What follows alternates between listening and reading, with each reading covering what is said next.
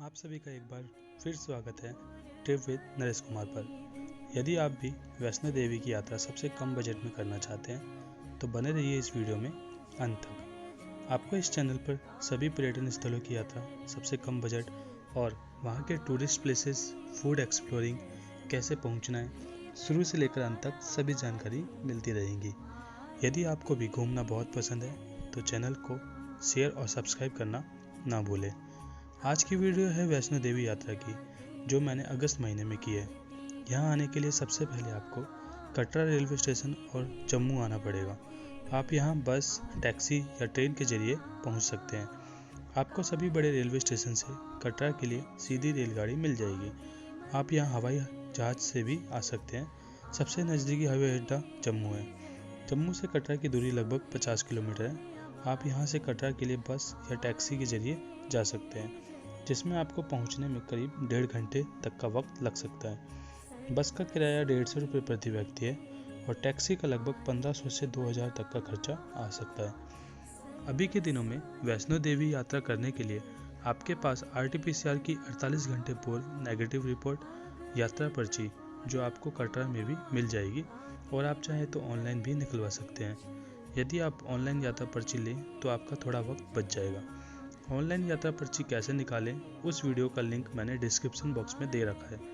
आप चाहे तो वह भी देख सकते हैं। आपका कोरोना टेस्ट जम्मू या कटरा रेलवे स्टेशन पर भी हो जाएगा, तो जैसा आपको ठीक लगे आप वैसा कर सकते हैं। कटरा पहुंचने के बाद आप सबसे पहले होटल चेक इन कर लें।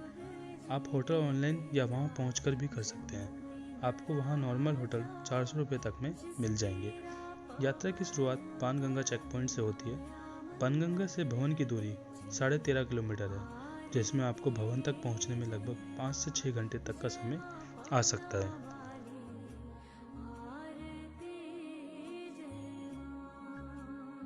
माता वैष्णो देवी को श्रद्धा और आस्था का प्रतीक माना जाता है। कहा जाता है, जो भी भक्त सच्चे मन से माता के दरबार में जाता है और पूजा करता है, उसकी सभी मनोकामनाएं पूर्ण होती है। माता वैष्णो देवी की यात्रा के दौरान भक्त उन सभी स्थानों को नमन करते हुए दरबार तक पहुंचते हैं, जहां पर कभी कन्या स्वरूपी माता ने विश्राम किया था। माता वैष्णो देवी की यात्रा का पहला हिस्सा है चरण पादुका। यह वो स्थान है जहां पर कन्या रूपी माता वैष्णो देवी 2 पल के लिए रुकी थी और भैरव कितनी दूर है इसका अंदाजा लगाया था। इस स्थान पर आज भी माता के चरणों के निशान मौजूद हैं। ऐसा कहा जाता है कि जो भी भक्त माता वैष्णो देवी के चरणों को छूकर यात्रा को प्रारंभ करता है, उसकी यात्रा सफल होती है। पौराणिक कथा के अनुसार श्रीधर माता वैष्णो देवी के परम भक्त थे। वह चाहते थे माता उन्हें दर्शन दे और दुनिया के समक्ष अपना अस्तित्व दिखाए। श्रीधर की भक्ति से प्रसन्न होकर माता वैष्णो देवी ने उन्हें दर्शन देने की बात कही और कहा कि वो समस्त लोगों के लिए भंडारे का आयोजन करें। आर्थिक तौर पर कमजोर होने के बावजूद श्रीधर के माता के आदेश अनुसार भंडारे का आयोजन किया। इस भंडारे में भैरवनाथ और उनके शिष्य भी पधारे। मां ने कृपा से पूरे गांव के लिए खीर पूड़ी का इंतजाम किया, लेकिन भैरव और उसके शिष्यों ने मांस की मांग की। श्रीधर के बहुत समझाने के बावजूद वह नहीं माने। इसी बीच मां दुर्गा ने कन्या रूप में वहां दर्शन दिए। माता के दर्शन प्राप्त के पश्चात भी भैरव नहीं माना और कन्या पर क्रोधित हो गया। अपना क्रोध जाहिर करते हुए भैरवनाथ कन्या को पकड़ने के लिए आगे बढ़ा, लेकिन वह कन्या वहां से त्रिकुट पर्वत की ओर भागी।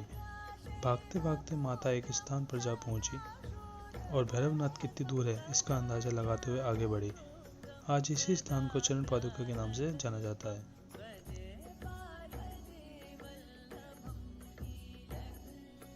आप जब भी वैष्णो देवी की यात्रा पर आएं तो अपने साथ रेनकोट या छाता लेकर आएं, क्योंकि यहाँ पर मौसम अचानक बदल जाता है और बारिश कभी भी हो जाती है। आपको मार्ग पर जगह जगह खाने पीने की दुकानें मिल जाएंगी, इसलिए आपको खाने पीने की ज़्यादा दिक्कत यात्रा पर नहीं आएगी। श्री माता वैष्णो देवी की यात्रा वैष्णो देवी श्राइन बोर्ड की देखरेख में की जाती है। भवन तक जाने के लिए आपको यहाँ पर बहुत से ऑप्शन मिल जाएंगे। यहाँ पर सभी चीज़ों का प्राइस श्राइन बोर्ड द्वारा निर्धारित किया गया है। प्रथम दर्शन करने के बाद हम आगे अर्धकुंवारी गुफा के लिए चलने लगे। बाणगंगा से अर्धकुंवारी तक एक ही रास्ता गया है, जिसमें पैदल के साथ साथ ही इसी मार्ग में घोड़े तथा पौनी वाले भी जाते हैं, जिसकी वजह से थोड़ी बहुत दिक्कत होती है। क्योंकि घोड़े तथा खच्चर इतनी अधिक संख्या में चलते हैं कि कभी भी कहीं से भी आ जाते हैं, तो आपको इसका भी ध्यान रखकर चलना पड़ता है। अर्धकुंवारी से भवन के लिए 2 मार्ग जाते हैं, एक हाथीमत्था तथा दूसरा हिमकोटी मार्ग।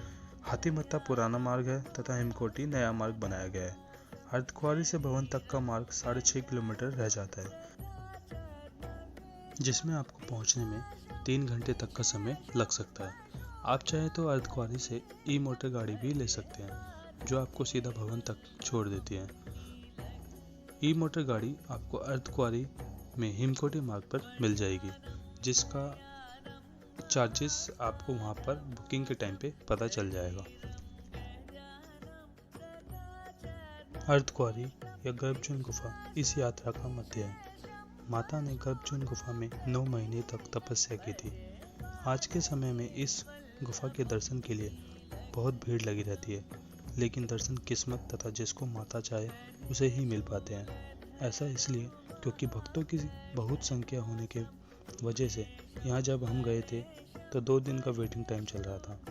यानी अगर आपने गुफा दर्शन के लिए टोकन लिया तो आपको दर्शन 2 दिन या 1 दिन पश्चात होंगे, जिसके लिए आपको वहाँ एकोमोडेशन लेकर रुकना पड़ेगा, और यदि रूम खाली नहीं है तो अपना इंतज़ाम खुद करके रुकना पड़ेगा। ज़्यादातर भक्तों के पास समय की कमी होने की वजह से वह इस गर्भजून गुफा के दर्शन नहीं कर पाते हैं, पर जीवन में एक बार गर्भजून गुफा के दर्शन जरूर करें। हिंदू धर्म का पवित्र स्थान वैष्णो देवी, जहां हर साल लाखों की संख्या में श्रद्धालु दर्शन के लिए आते हैं। 14 किलोमीटर लंबी इस यात्रा में श्रद्धालुओं को बाणगंगा, अर्धकुंवारी, सांझी छत से होकर गुजरना पड़ता है। इन स्थानों के भी अपने महत्व और मान्यताएं हैं, लेकिन इनमें से अर्धकुंवारी की गुफा का विशेष महत्व माना गया है, जिसे गर्भजून गुफा के नाम से भी जाना जाता है। गुफा का आकार एक माता के गर्भ के आकार जैसा है। छोटी सी इस गुफा में बड़े से बड़े आकार का व्यक्ति बड़ी ही आसानी से निकल जाता है। भक्तों में प्रचलित है कि जो भी इस गुफा में जाते हैं वो जीवन मरण के चक्र से मुक्त हो जाते हैं, और अगर उन्हें फिर भी ये जीवन मिल जाए तो वो सुखमय होता है। ऐसी पौराणिक कथा है कि इसी गुफा में माता वैष्णो देवी ने 9 महीने तक तपस्या की थी, और गुफा से निकलते ही माँ ने भैरवनाथ का वध कर दिया था। इसके बाद आती है वह गुफा जहाँ माता का भवन है। यहाँ माता वैष्णो माँ काली, माँ सरस्वती और माँ लक्ष्मी के पिंडी रूप में विराजमान है। यहाँ तक पहुँचने के लिए पहले प्राचीन गुफा का इस्तेमाल किया जाता था, लेकिन भक्तों की भीड़ को देखते हुए इस मार्ग को बंद कर दिया गया है और इसकी जगह एक नया मार्ग बनाया गया है। वैसे माँ वैष्णो के दरबार में 12 महीने तक भक्त दर्शन के लिए आते रहते हैं, लेकिन साल के जनवरी से फरवरी महीने में भीड़ का कम देखते हुए कुछ समय के लिए इस मार्ग को खोल दिया जाता है। लेकिन ऐसा तब किया जाता है जब भक्तों की संख्या 10,000 से कम होती है। भक्तों में प्रचलित मान्यता के अनुसार यह गुफा इसलिए खास है क्योंकि यहाँ भैरव का शरीर मौजूद है। माता ने जब भैरव का वध किया था तब उसका सिर उड़कर भैरव घाटी में चला गया था और शरीर इस गुफा में ही रह गया था। कहा जाता है कि इस प्राचीन गुफा में माँ गंगा की पवित्र जल धारा प्रवाहित होती है।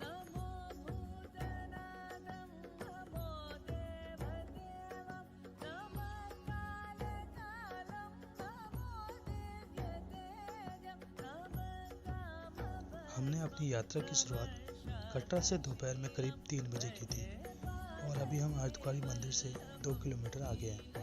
अभी शाम के करीब 6:30 बज रहे हैं। हम सांझी छत पहुंचने वाले हैं। आप श्री माता वैष्णो देवी की यह यात्रा हेलीकॉप्टर के द्वारा भी कर सकते हैं, जिसकी बुकिंग आपको श्री माता वैष्णो देवी श्राइन बोर्ड की ऑफिशियल साइट से करनी पड़ेगी। एक तरफ का किराया 1800 रुपये तथा दोनों तरफ का 3400 रुपये प्रति व्यक्ति है। इस यात्रा में आपको कटरा हेलीपैड से सांझी छत हेलीपैड तक छोड़ा जाएगा, जिसमें करीब 8 मिनट का समय लगेगा। उसके बाद सांझी छत से भवन तक आपको पैदल यात्रा करनी होगी। सांझी छत से भवन तक की दूरी 2 किलोमीटर है, जिसमें आपको करीब 1 घंटे का समय लगेगा। अभी करीब 9 बज रहे हैं और हम भवन पहुंच चुके हैं।